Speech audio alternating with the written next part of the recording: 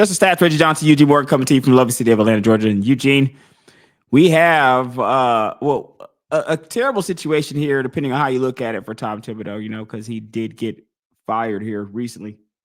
But the Knicks too also owe him $30 million. So it's a bad day. Don't get me wrong, because a lot of people nobody wants to lose their job, but no, I mean, they're kind of giving him like $30 million. Just go sit down somewhere. Like, here's your $30 million. I guess thanks for the 4 of 5 years of winning seasons that you provided for us. I guess, thank you for taking us to our first conference finals, I think in 25 years, something like that, right? Yeah, exactly. 4 of the 5 years. And let me see here. Let's go to our stat. I had another stat here pulled up. Let's hear for the people who can't see here. Let's see. So out of all 5 years here, it looks like he's got 4 winning seasons, 2 back-to-back 50-win seasons. Only didn't go to the playoffs one time, 21-22. I don't know if there's something I'm missing. Something I'm missing here about did he suck? I mean, this looks pretty good to me. I mean, what do you think is going on here in New York? I mean, is this like personalities? There's a lot of different things being discussed here, but I think one of the things that one of the things that we have in coincidence to say, are in one of the things that kind of ties this all together is the shock of him being let go. I think altogether by a lot of people who just weren't seeing this coming, especially maybe if you were in New York or if you're in the locker room, maybe someone did, and you hear a lot of people say, well, he didn't make enough adjustments. He was not, his playoff performance wasn't great. Well, the playoff performance for the guys before him was non-existent.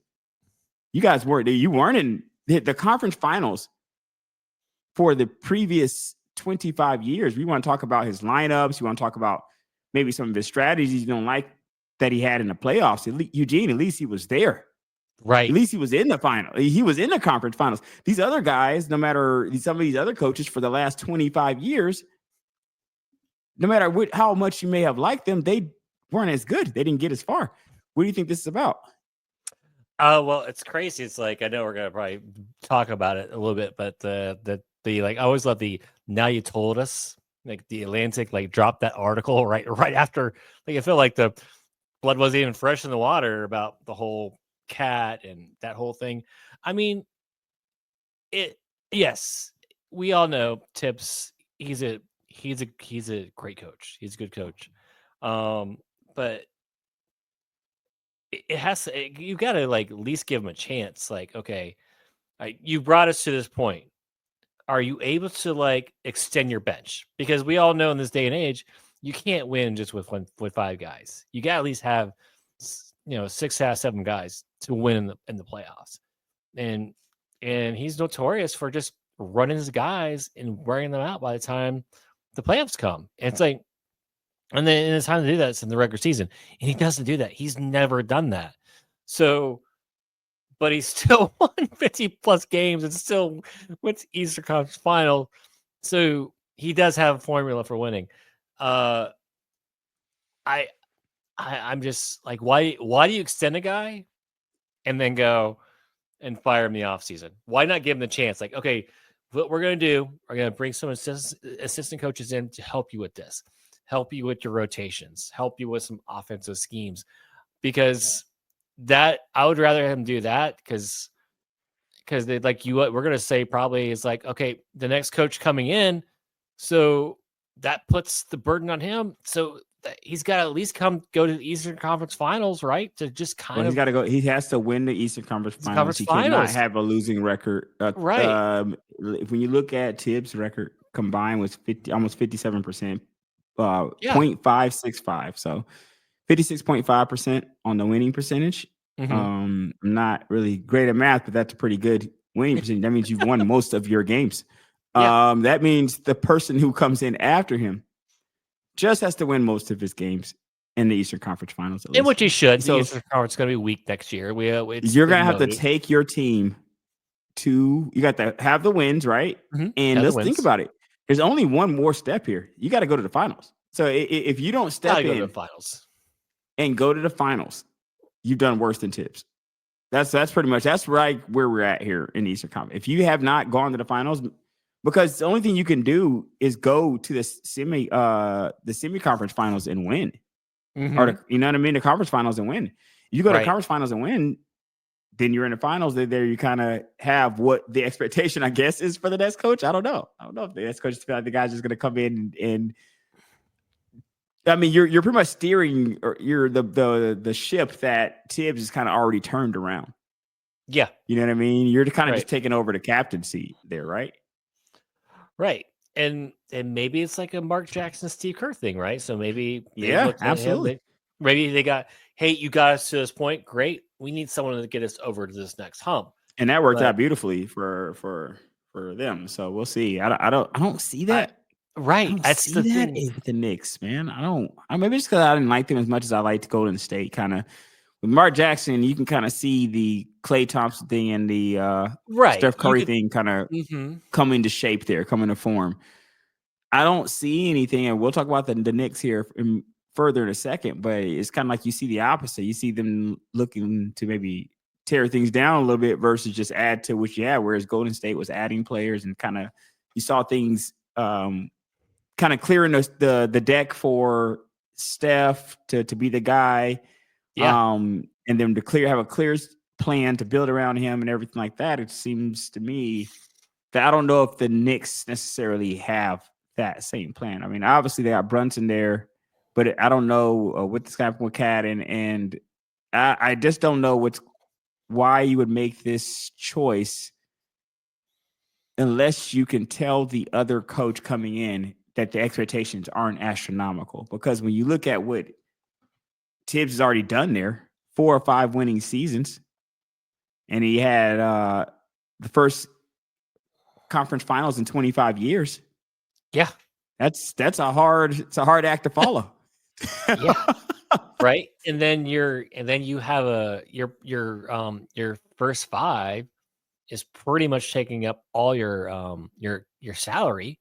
So you got to be creative in your bench, right? So you have to have some, and you're coming into like probably one of the first free agent markets in a long time, and so you're going to try and build a bench on just minimum guys because you put so much capital in your first 6 guys. It's going to be hard to build out the rest of your lineup, and because that was one thing. If you looked at Indiana, they were bringing they had their starting 5, but they had guys. They're bringing in different dudes off that bench, and strong and just competing at a high level every night against them. So, and don't get me wrong, it's going to be the East is going to be really weak, especially if Giannis leaves the East, which I highly doubt he's going to leave. I would be surprised, but who knows? But let's just say he does.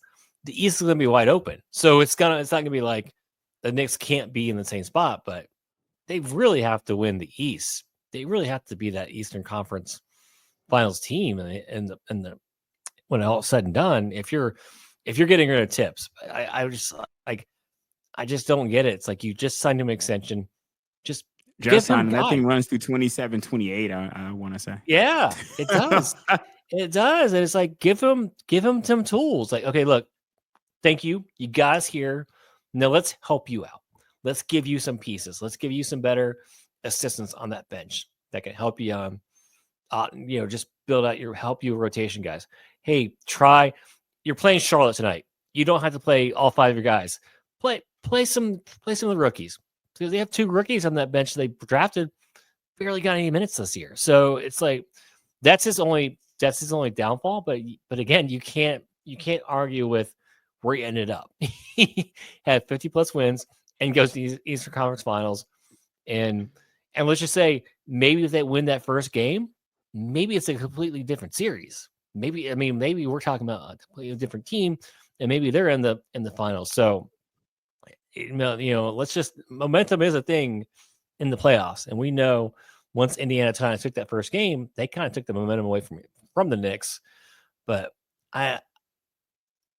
I know it's one of those things like with when Denver fired Malone, at least Denver they took it to OKC, right? They took them 7 games. So you can kind of go, okay, I respect the move. I get it now. I understand there was probably dysfunction in this, but this I have a hard time when a guy just like you said, 25 years. 25 years. That's a long time.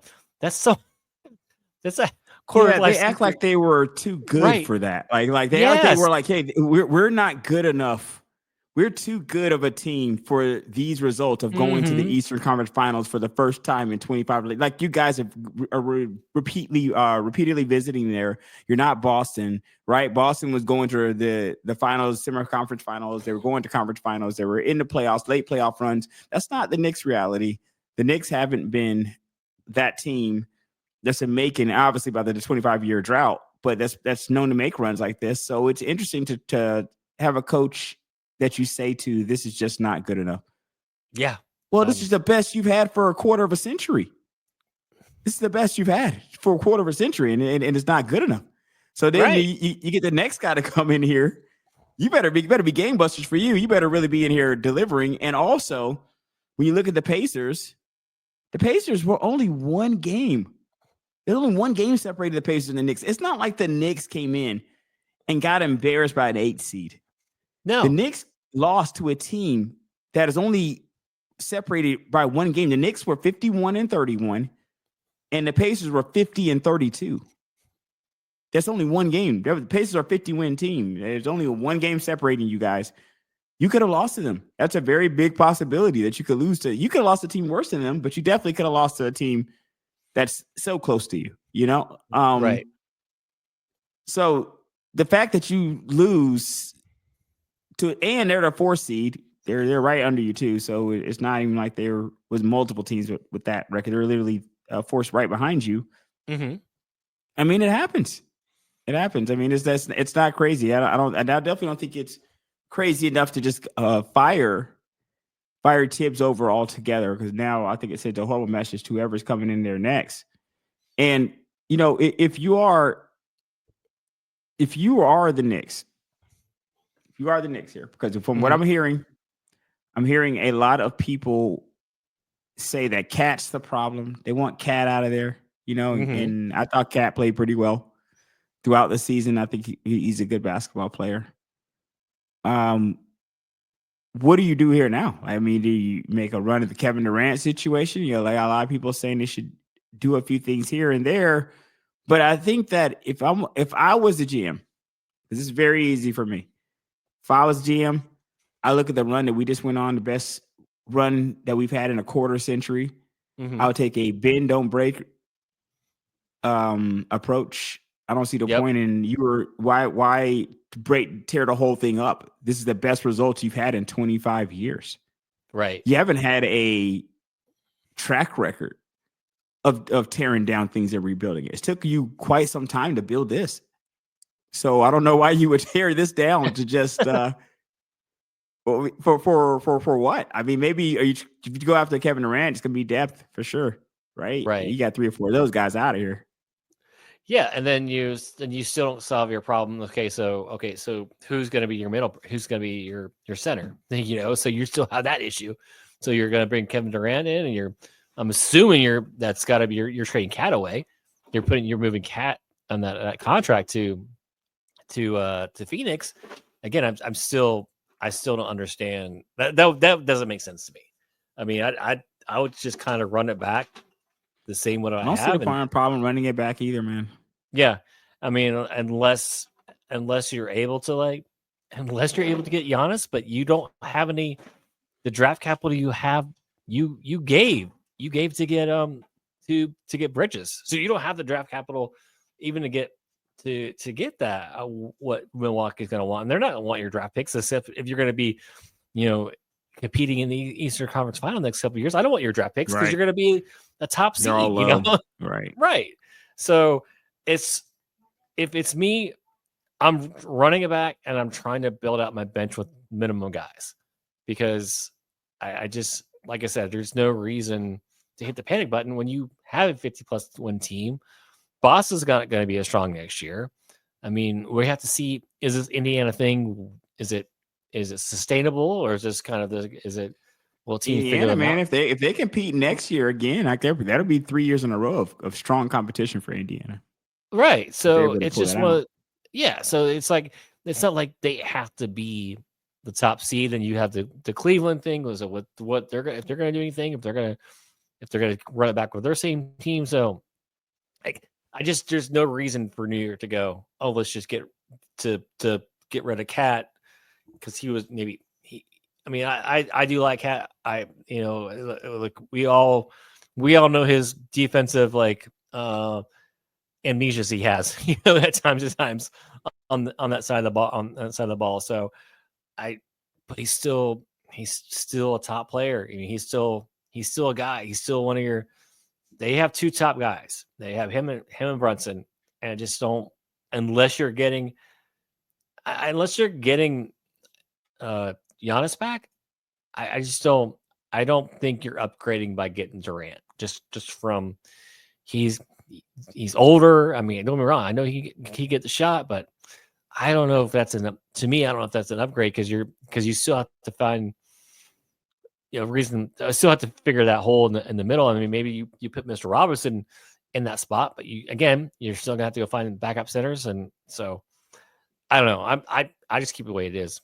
I mean, what's the point in just fill up my bench? And you still have to figure out, are you extending Bridges at the end of the season, because he's on an expiring contract, and you kind of have to, because you gave up so much draft capital to get him. So Right. It would seem like a waste if you don't, right, especially given so especially given the results.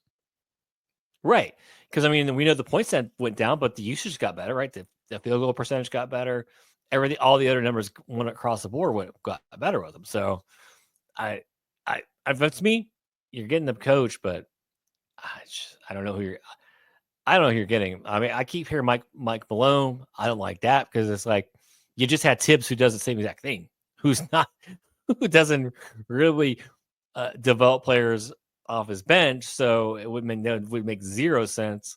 And it's funny, as soon as I guess who the hot assistant was for Cleveland. Well, that dude's gone. As soon as Thibs got fired, that dude got eaten up by the Phoenix. So Phoenix signed him. So you got Yeah, one he's of the gone. tops. He's gone. So I don't know who. It's just like you said. I would just stay where I was at. You had a good coach there. I'm still confused by it.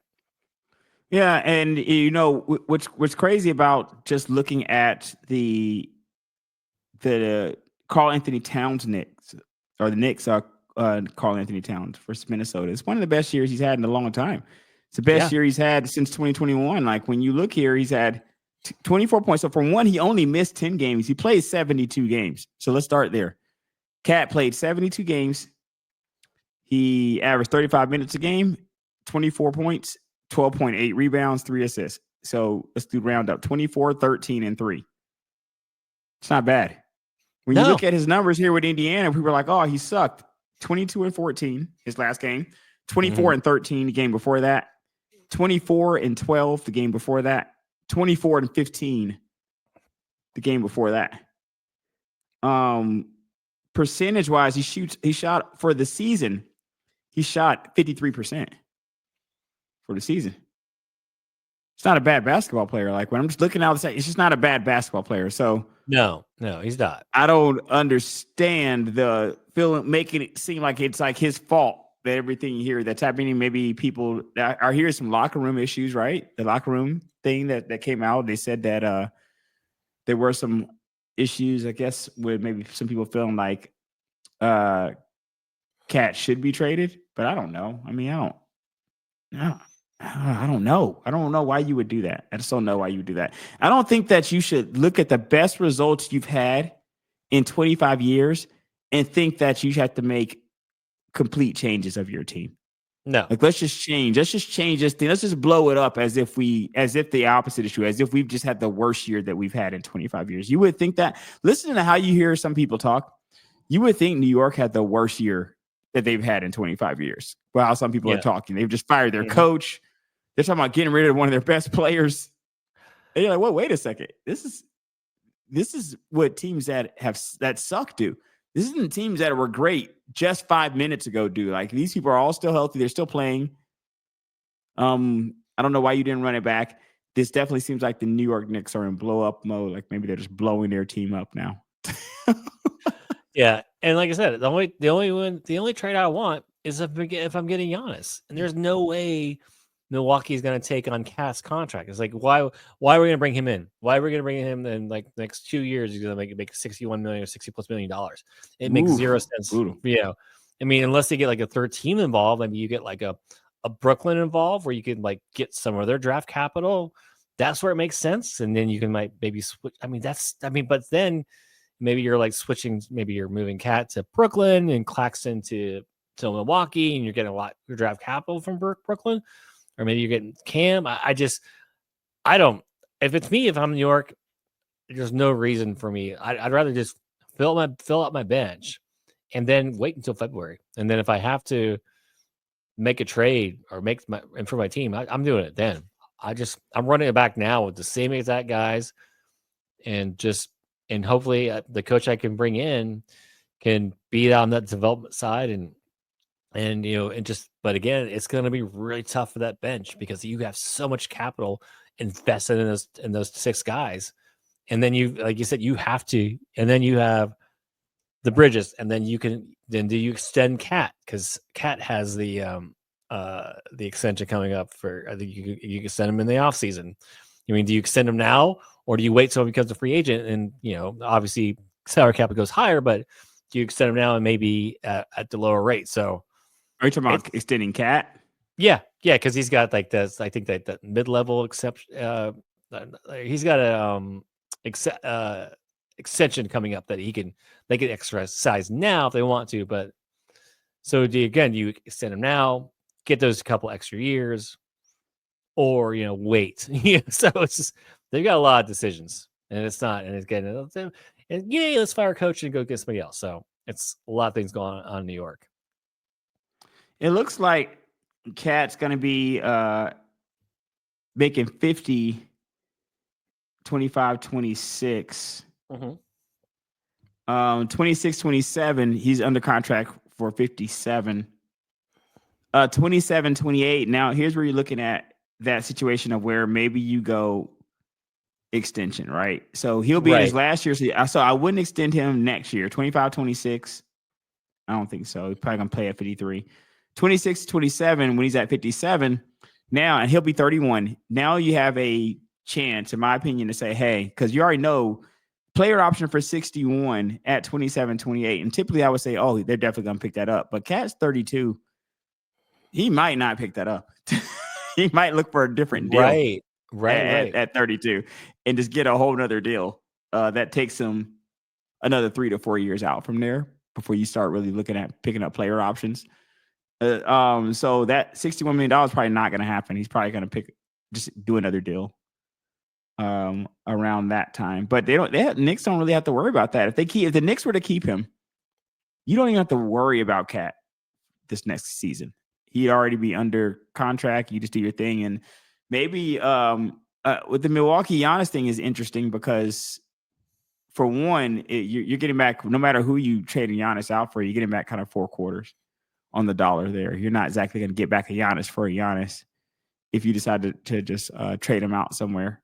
So that would be interesting to see exactly how it all transpires. But what is even more interesting than that is the absolute no chance that the betting markets are giving the Pacers in this competition here.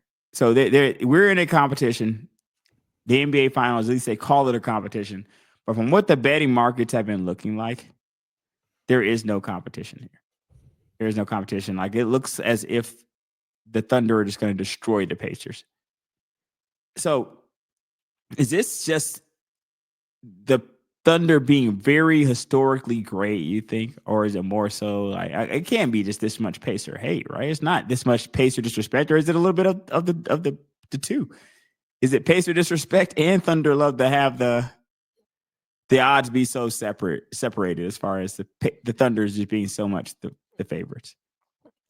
I think just from what we watched, the Thunder they're just the best. They're the better team. They have.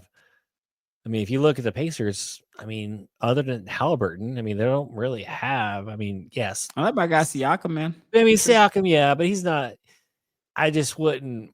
I mean, if I'm going down the lineups, I mean, am I You're wanting gonna run out Siakam? of guys quicker on Pacers, right? So as you go down the Right. Pacers, I think I got Yeah. a couple guys I really like. A few guys I Uh-huh. like Miles Turner, but that list starts to get thinner Really quicker, I should gets say. thinner and the thing is like, hey, they both have good benches, but OKC has a better bench. But I mean, and don't get me wrong, I'm not saying Indiana didn't get battle tested by going through New York, but I just felt like once OKC beat Denver, I feel like they're like, oh, we beat a real champion in this Denver team, and that we took them 7 games, and then they just annihilated. I mean, it was Correct. just they Correct. annihilated Minnesota. It wasn't even like there was a game or two, but there was those some of those blowout games were ridiculous. And then it's That just didn't like seem like a contest, right?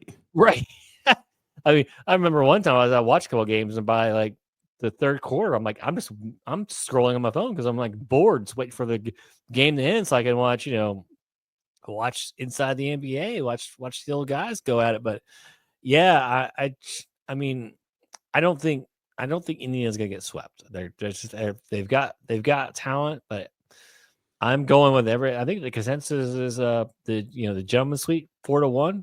I just Wow. well I That I just would don't not be shocking though with how know. OKC's been playing. It's not shocking, right? No, and this I just think Indiana I think they've gotten to this point like we got here.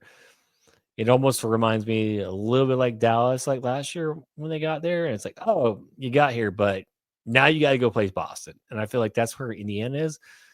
But I mean, Halliburton's going to have a game. They're going to have a game where they're going to click.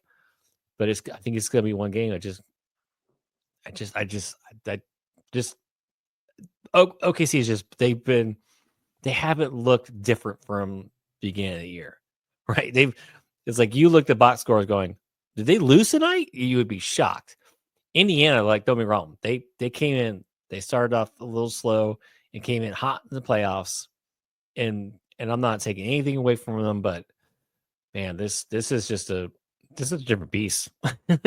They're playing a team that can just kind of match them, and oh, by the way, they're gonna bring guys off the bench that can match them too. So it's like it's not it's not like you're getting a little timeout, a little rest when they bring up the guys off the bench too. Yeah, and I think one of the things that's interesting about that is what you said about consistency and how they consistently look good. And I think that's one of the things that's getting them the praise from everybody is just how great they've looked from the beginning of the season to now. There's been really no fall off. They were a great team, great looking team in the middle of the season, great looking team at the end of the season, great looking team at the beginning of the season, great looking team at the end of the playoffs. Yeah, so now the only thing left really is for them just to finish the job, Yeah, just to go into the finals and look like a great team all the way through. And they've shown nothing that says that they won't do that. You know what I mean? right. It just doesn't look like they're letting up. They're not suffering from any crazy injuries. They look like they're ready to seal this. And I think that's the injuries. The only thing I think that would even derail the Thunder here at this point. I think that they didn't have to go and knock on the conference final door several times before they were able to knock it down. Once they got there, they took care of business. Now they're in the finals.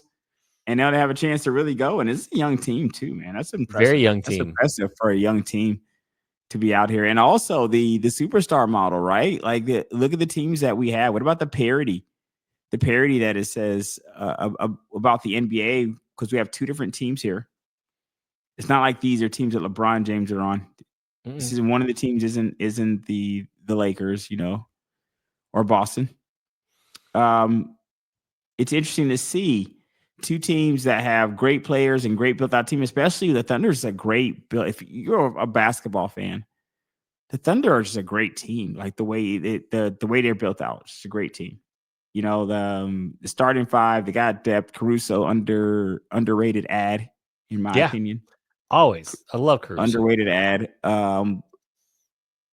It's just a well-built team. I don't see how you can even. There's nothing I dislike about the Thunder, to be honest with you. There's nothing. And we watched the Thunder kind of build throughout the years, and we liked it.